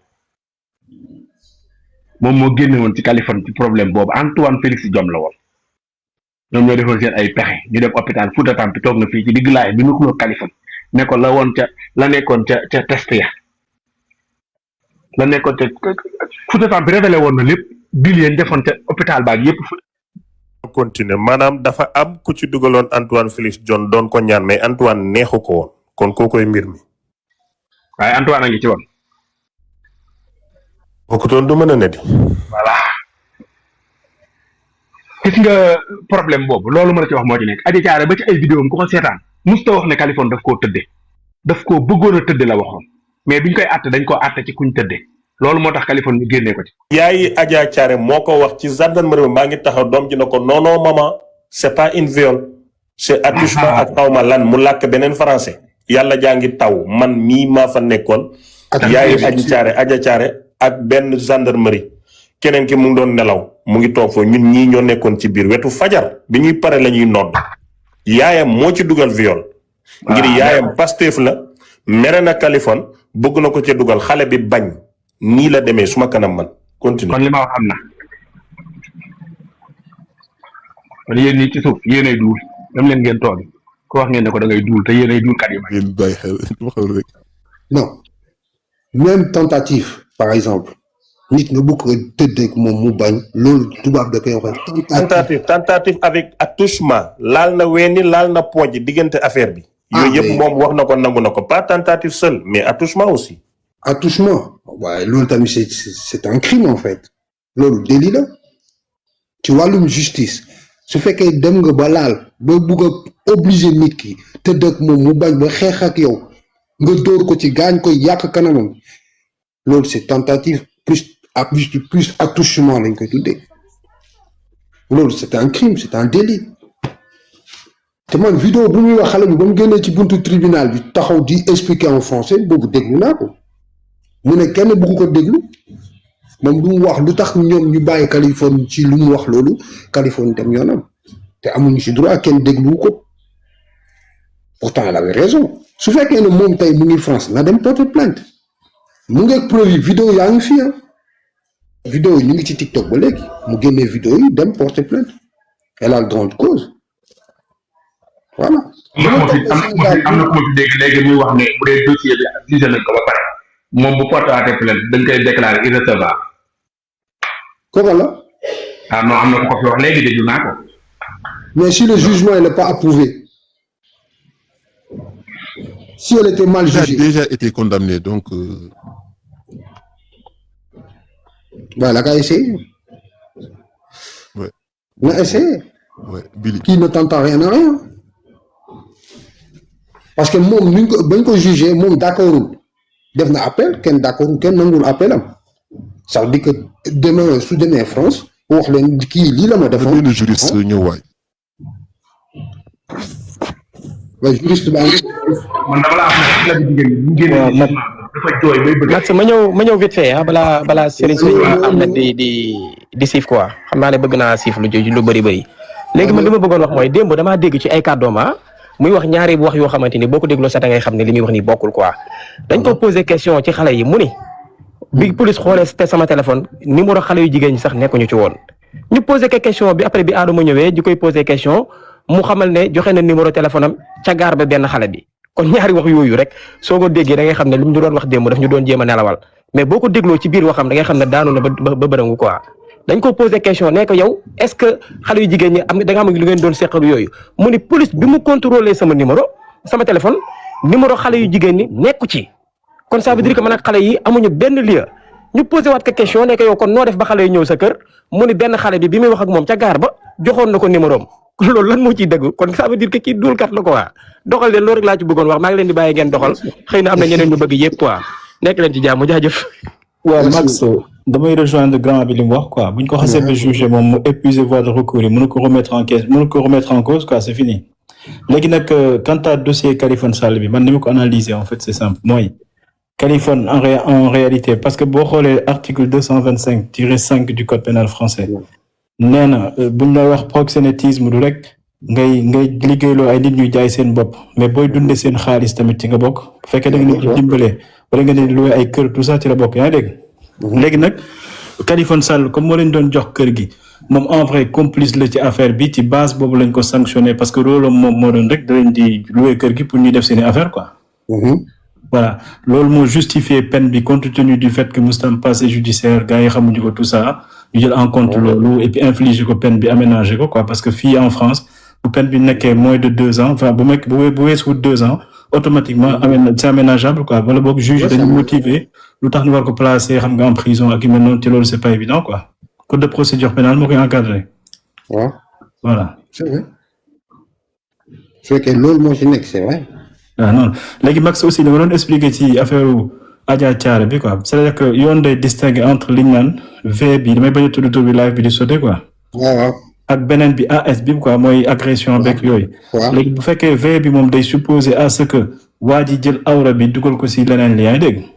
mais bu fekkee da ko raay ak affaire yu mel noonu loolu la ñu naan agression ce qui fait que à chaque fois bu ñu mënta retenir qualification V bi dañuy basculer automatiquement ci beneen bi quoi. léegi au Sénégal Adja Thiaré ci loolu lañ ko accusé woon comme jotut a seq ak moom parce que li ngay wax naan tentative de V mën na nekk mais il faut qu'il y ait des actes préparatoires mooy ku mel ne nit kuy bëgg a dem muy dugal fekk waa ji résister wala genre yooyu su boobaa désistement volontaire lay doon effectivement infraction bi constitué wu na quoi. voilà mais comme jotu ko comme ni ko sëñ Ahmed waxee comme jotut a laalante ak moom donc mënuñu wax ne tentative la quoi parce que tentative day fekk nga koy jéem di ko sàkku di ko jéem a kii quoi affaire yi mel noonu. waaw loolu laa ci bëggoon a préciser quoi. mais le fait su ko laalee tey su laalee weenam yi ah. bu ko forcer summi ko loolu lan lañ koy woowee ci tubaab. bu ko laalee summi ko tant que parce que bu dee article 222. non su ko laalee par exemple su ko laalee ay weenam ah bu ko summi. jigéen gi bañ di xeex ak moom ngir loolu ci tubaab nan lañ koy woowee. loolu agression sexuelle la tudd. voilà tentative la. non agression sexuelle parce que tentative. T'as l'intention. On ne regarde plus le tentatif. On regarde l'intention que Mat soo xoolee article 222-23 du code pénal daf ne le viol suppose qu'il y ait un acte de pénétration yaa ngi dégg. pénétration tant que amul acte bi infraction mënut ko parce que pour ñu mën la qualifier de tentative il faut que infraction d'origine bi ñu manqué ko quoi parce que suñ ko mënut a manqué mënuñu retenir infraction principale bi. donc bu fekkee da koy raay ak. benn un an bi Brésil la jàpp naa ne man justice français donte comprendre ma lu si bëri mais xam naa ne Kaliphone moom au trop tard moom fii ak 1 mois wala 2 mois di ngeen ko gis Sénégal loolu nag day wane ne jëfim ju bon moo ko yóbbee lii yëpp ndax nit ki da ngay am xalaat bu baax di rafetal tey boole mais yow di xool nooy tase diggante doomu aadama yi di santaas parce que xaalis boobu ñu fekk si biir këram mooy wane ne ñoom liveur yi ñu si bëri dañ leen di fay ñuy wax te loolu nag moom rek loolu moom moo ko mën a justifier parce que amul benn liggéey professionnalisme bu ko mën a may muy dajale xaalis bëri boobu noonu si këram kon c'est-à-dire que lii daal damay ñaan yàlla loi bu France def liggéeyam ba Kaliphone Sall mi ñu delloo si ko Sénégal ñi mu tooñ Sénégal porté ko plainte te bu fekkee am na ñu ko war a mën a porté plainte biir France boobu nañ ko porté plainte parce que moom du nit ku baax te dañ ko war a toroxal lii daal laa amul ma si bëggoon wax ma leen sant leen gërëm di rafetlu waxtaan bu baax a baax jërë ngeen jëf merci. waaw le patriote li nga wax ni am na solo quoi mais dafa am lu ma siy leeral mooy dafa am lu ñuy distinguer entre une procédure administrative ak une procédure judiciaire affaire kayit procédure administrative la quoi tey par exemple bu ñu ko jàppoon muy dox amul kayit dañ koy yóbbu préfet bi xool est-ce que da koy jox obligation de quitter le pays wala genre yóbbu ko centre de rétention yaa ngi dégg mais en matière de procédure judiciaire le juge bi dafa am pouvoir c'est-à-dire que bu la sanctionner sur certaines infractions am na possibilité à ce que mu condamner la ay peines complémentaires yoo xam ne day demander à ce que ñu expulser la yóbbu la quoi mooy comme ni nga ko lire ci décision bi le fait que ñu tere ko mu résider fële Le Mans pendant pas mal de temps loolu pouvoir du juge bi la comme defu ko rek affaire yóbbu bi moom juge bi écarté na ko quoi parce que avocat Kali bi bu taxawee ne effectivement am na attache ci dëkk bi su ngeen ko yóbboo di nga ko privé vie privée familiale am te xale bi du mën a màgg gis ndeyam ak baayam juge bi mën na cee dellu gannaaw quoi mais yow hypothèse yóbbu bi moom nekk na loo xam ne yaakaaruma ñu def ko quoi tant que commettre loo xam ne lu grave la du mën a nekk. lenn mën naa am tamit comme que procureur moom mi ngi yor dossier bi te am na une semaine boo xamante ne mën na def appel. non dina la expliquer lenn. léegi aussi xam nga procureur moom mooy défendre. mën nañu ko def appel procureur mën na def appel wala ñu defaat yeneen plainte yoo xam ne si Californie la mën nañ defaat appel. waaw léegi en pratique baal ma ci Max maa ngi jégalu en pratique en fait bu dee procureur moom mooy représenter intérêt société bi mooy infliger amende bi mooy représenter société bi quoi mais en général procureur bu fekkente ne condamnation daanu na buy def appel automatiquement da koy teel a déclarer ne dinaa def appel wala maa ngi xalaat. mais su doon def appel bi audience bi pare rek automatiquement dana ko informer nit ñi parce que moom dafa war a informer société bi quoi moo tax le fait que mu noppi nii cela veut dire que deful appel. non il a le temps de réfléchir il a le temps de. non mais li nga wax ni dëgg la mais en pratique noonu lay demee pour audience bi pare automatiquement day xalaat. gis nga obligation de quitter le territoire boobu. maa ngi leen di bàyyi maa ngi rafetlu waxtaan bu baax a baax jërë ngeen jëf. gis nga obligation de quitter le territoire national. on peut pas te le dire dans les médias en fait duñ la ko wax léegi.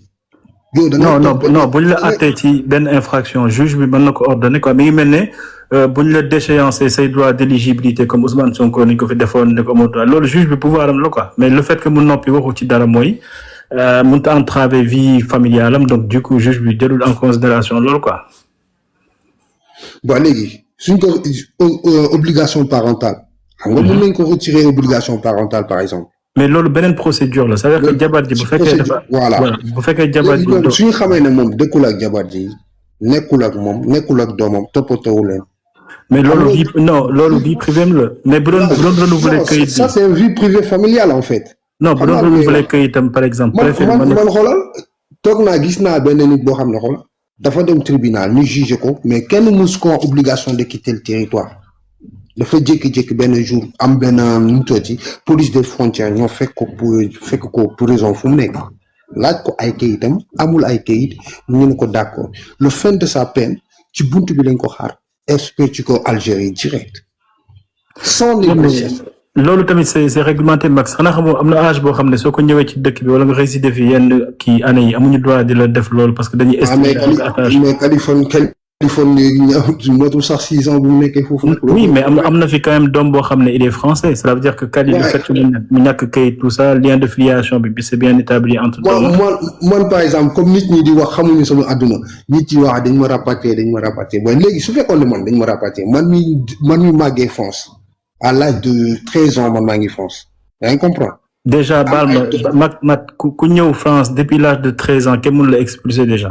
d'accord tu vois le délire maintenant. loolu code CGDA bi loolu la wax quoi mooy code bi régir ñëpp man loolu dañ ma koy takkal en fait mais man grave damay accepter mais gis nga man à l'âge de 13 ans yaa ngi comprendre laa dugg France man sama majorité foofu laa ko xamee foofu laa xamee sama adduna foofu laa jàngee liggéey foofu laa xamee métier dugg naa ci raffinerie yi nekk yaa ngi comprendre am ay doom français ñetti doom français yoo xam ne seen ndey ay pire français la. waaw. tu vois ce que je suis en train de dire. exactement boo bëggoon kayit sax mën nga ko am quoi. man damay jël cas bi moo ne ko ma accepté ko moo ne waaw d'accord dañu refoulé mais Californie lu tax moom mënuñu ko refoulé. parce que doomam français la et puis lien de mariage bi mu am ak jabar ji pour l'instant amul benn procédure de divorce bu fi nekk donc amuñu droit voilà. mais il s'est pas marié sur papier su fekkoon marié na papier automatiquement am na ay kayit. non enfin man xaw ma vie privée Californie mais peut-être. waaye kayit bi si jabar ji la ko amee wala ci doom bi en tout cas am na deux options. sans papier. en ce moment récépissé la yor. récépissé ça veut pas dire que t'as vraiment eu tes papiers. Voilà. non récépissé mooy procédure bi wane demande nga ñu ngi instruire sa demande voilà qui te permet de travailler. mais Kali moom mën na mën am kayit quoi parce que doom fi la juddoo parce que texte de loi bi moo ne boo amee doom boo xam ne français la automatiquement da ngay am kayit sauf bu fekkente ne justifié woon ne yaa ngi entretenir doom ji yaa ngi koy toppatoo tout ça yooyu rek moo la mën a écarter quoi mais sinon boo koy toppatoo di wane preuve yi tout ça d'entretien bi en principe da ngay am kayit quoi. mais ci procédure boobu la nekk mais c'est pas encore. mais ça veut pas dire que tu vois aujourd'hui. non d'après journal bi amoon na kayit bu expiré mais bu ñu la xasee ba jox kayit en principe vie privée et familiale loi bi nee na c'est renouvelable de plein droit sauf certaines infractions yoo xam ne texte de loi bi visé na ko quoi mais en principe da ngay def demande bi ñu renouveler la ko renouvellement la mais am na ci droit quoi en principe. naa fii nii damaa xamul nag ñooñu dañ ko doon wax pour mere ko dañ doon xuloo wala mais léegi naa fi ñu ne dugaloon na mais jabar ji bi ñu séparé woon jabar ji moo ko annulé. waaw loolu aussi mën na nekk comme. saa waay mun nañ la dàq Europe jël autorisation parentale bi jox ko yaayu xale bi yow mi en tant qu'immigré ñu génne la. waaw loolu mën na nekk mais tout dépend ci circonstances yi quoi voilà. Bon. Ouais, les circonstances qu'il a fait aujourd'hui c'est proxénétisme. C'est ça la loi française la plus détestée en tant que sur des mineurs en plus. Mais en vrai parce que souvent pour ñu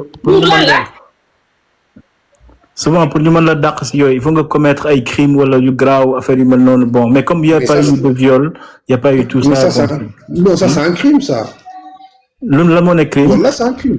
la moo nekk crime maintenant man gis naa tamit am na ñoo xam ne. attends Max lan moo nekk crime. Crime.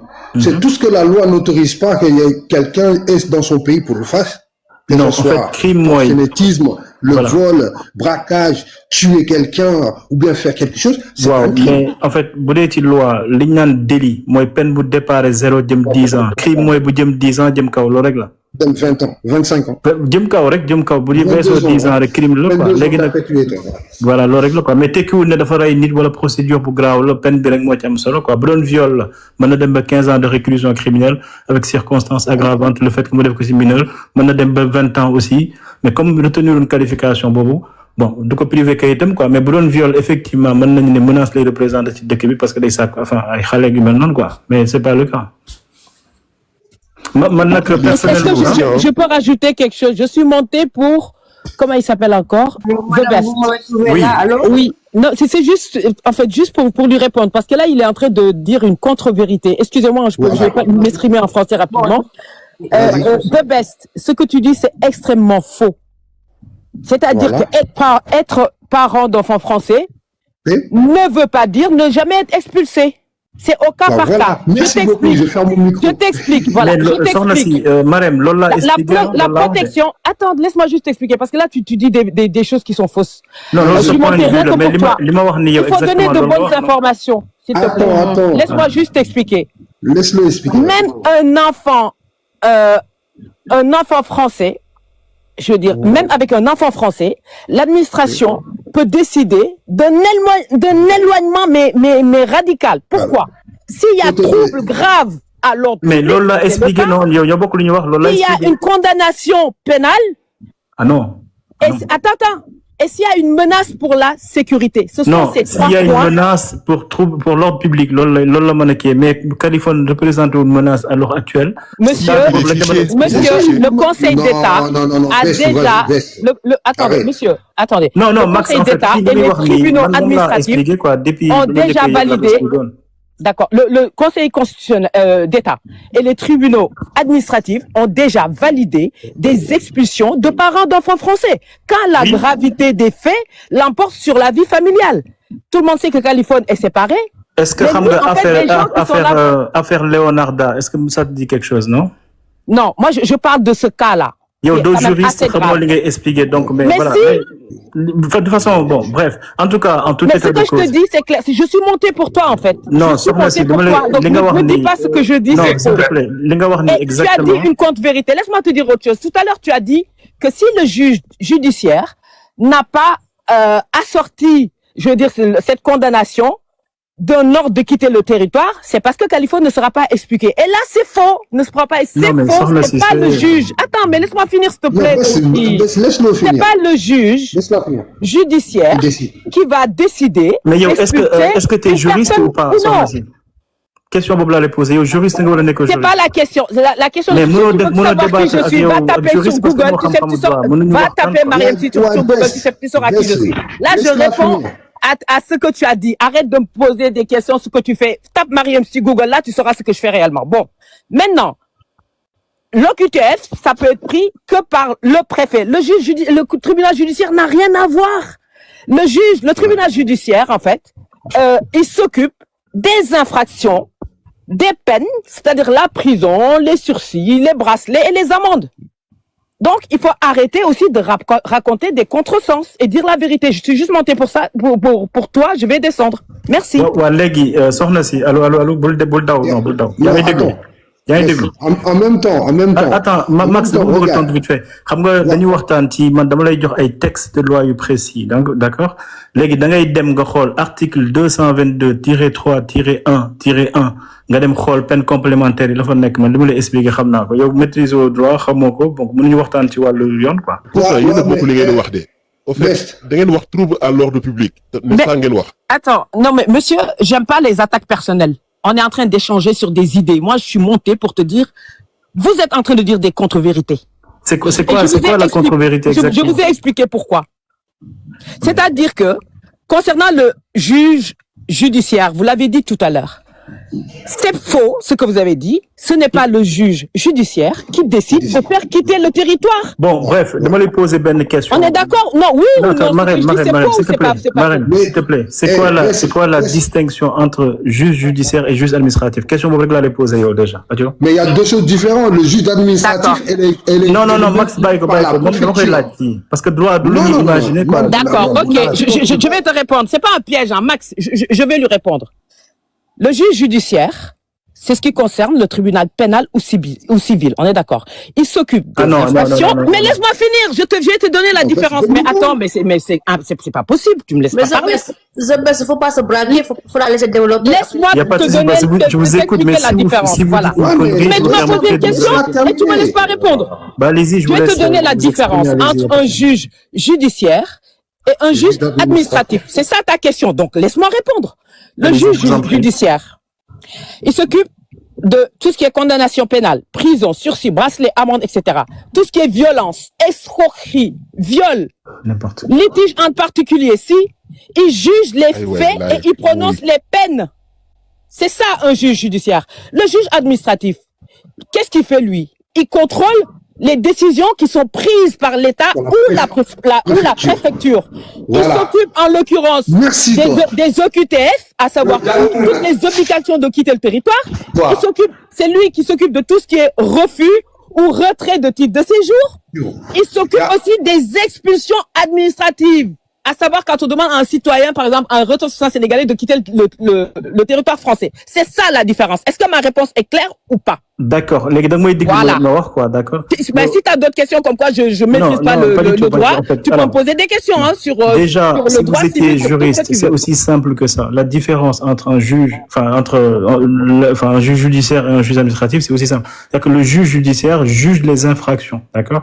Le juge administratif juge les contentieux, en fait, opposant les particuliers et l'État. C'est aussi simple que ça. Léegi li ma lay expliquer man ak yow en vrai ñoo bokk lu ñuy wax dama la bëgg expliquer ne la bu fekkonte ne dañu jàppoon Californie muy dox amul kayit ñu yóbbu ko ci garde à vue ñu informer préfet bi moo koy jox ay OQTF. Excusez-moi, je vais descendre. Non, je vais descendre parce que j'aime pas la mauvaise foi. Tu es en train de me redire parce que tu as pensé que tu me posais un piège. Pas, madame. Alors quand vous ne maîtrisez pas en juger, ayez l'amabilité d'assumer vos responsabilités. Il m'a posé une colle. J'ai répondu. Maintenant, il dit ouais, on dit la même chose, etc. Non, vous ne comprenez pas. Li ngay expliquer ni yégoon naa ci suba expliquer. Au revoir. Voilà. Vous ne maîtrisez rien et vous permettez de rajouter des choses. Non, déglu-moi Bess. Gis nga soxna si lu mu la wax loolu la tribunal administratif ak tribunal judiciaire bokkuñu. Tribunal administratif moom mooy liggéey ak préfecture mais tribunal judiciaire moom day liggéey ak police. mais Max li ma wax nii xoolal Max s'il te plaît xoolal lii wax naa ko ci suba dama ne la bu dee ko mut affaire administrative la dama la distinguer procédure administrative ak procédure judiciaire bokkuñu mais dama ne la bu fekkee nit dafa def benn infraction bi àttekatu judiciaire bi am na pouvoir peine bi muy dóor mu dóor peine complémentaire ak demander à ce que ñu expulser waa ji wala mu jox ko interdiction de retour wala OQTF wala leneen c'est tout loolu laa la explique OQTF effectivement préfet bi moo koy délivrer mais juge bi mën na décider à ce que ñu expulser waa ji comme ñi ñu jàpp ci wàllu bon lu tax buñ paree ci àtte bi ñu yóbbu leen parce que juge bi am na pouvoir décider ne kii day génn réew parce que menace lay représenter ci réew loolu laa la expliquer quoi mais kii xamul lu muy expliquer quoi. non gis nga même loolu sax en fait li ngeen wax mooy di benn instant xam nga yéen ñaar ñëpp da ngeen wax ni par exemple bu fekkee ni dafa waa ji menace la à l'ordre public mën nañ ko expulser donc dès lors que même bu fi amee sax ay enfants Voilà. Frère, mën nañ ko expulser. Exactement. Et déjà, Non, loolu c'est à l'interprétation du juge administratif. Voilà, du juge moo xool ba xam est-ce que menace bi fu mu toll. loolu laa doon waxal sànq waa ji am na il est fiché. waa ji il est fiché. te liñ koy il est fiché mais tu vois quand les policiers maintenant ils vont y aller à la préfecture parce que c'est la préfecture qui dirige la police nationale yaa ngi comprendre.